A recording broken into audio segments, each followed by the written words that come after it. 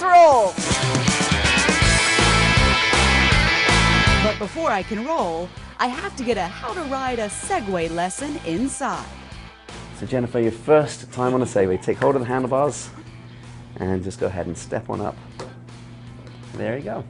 All right, now if you look forward rather than downwards, helps you center that balance. I'm moving. You are, just very, very slightly. What I want you to do is just give a little lean forward onto your toes, and you're going to start moving forwards. And as you get to me, think stop. It's as subtle as a thought. Then what happens if I go too far backwards? That's okay. I got you. You're absolutely safe, okay? Turn the handlebars that way. Just give it a little push in that direction. There you go. And this time, it's going to be facing me. Got it. There you go. Nice little lean onto your toes. As you get to me, nice gentle stop. Push the handlebars that way around. Okay. And come forward toward me. And as you're coming forward, once you give it a little turn in this direction, there you go, and give it a turn around. I'm good.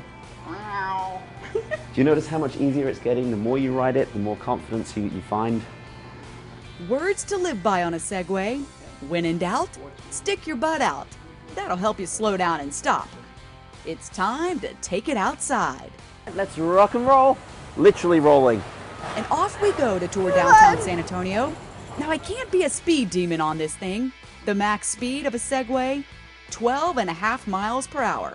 But that's fast enough on sidewalks.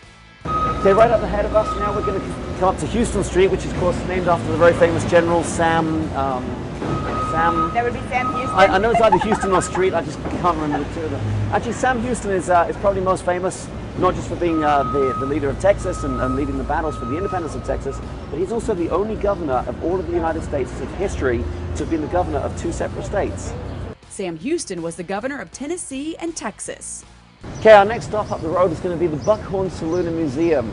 The famous Buckhorn! It is! The Buckhorn is the oldest saloon in Texas. It was established in 1881. Started something very popular back in his days to become the most attractive bar and saloon in Texas at the time. We put a big sign outside the front saying, "We'll exchange 1 set of Buckhorns for a free beer." Consequently, That's a good deal. You used to have a look on top, you see all the Buckhorns that are sticking up off the shelter and under the entranceway. Yeah. Those are original. Those are some of the 2,500 free beers we gave away. Wow. So Joe, do you get a lot of funny looks from people driving by?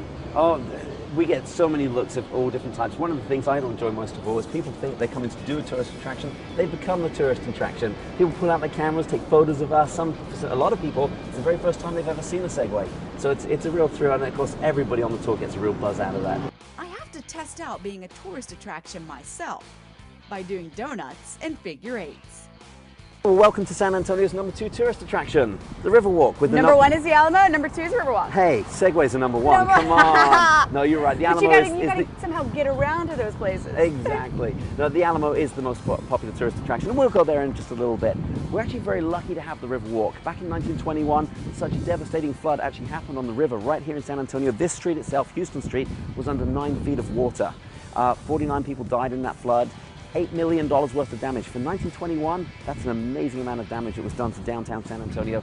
And the city had actually made plans to bury the river under the city and build buildings over the top of it. Very fortunately, a great architect by the name of Robert Hugman came along, and he said, you know what, we can develop this, we can save the river. And they actually channeled out a little bit of land so the river could keep running straight rather than having to curve around where all the restaurants are. That's actually the natural flow of the river.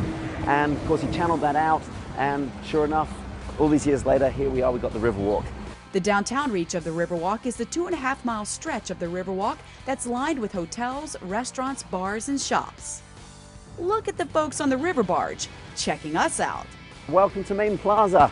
This is the actual area where all of the city of San Antonio actually started.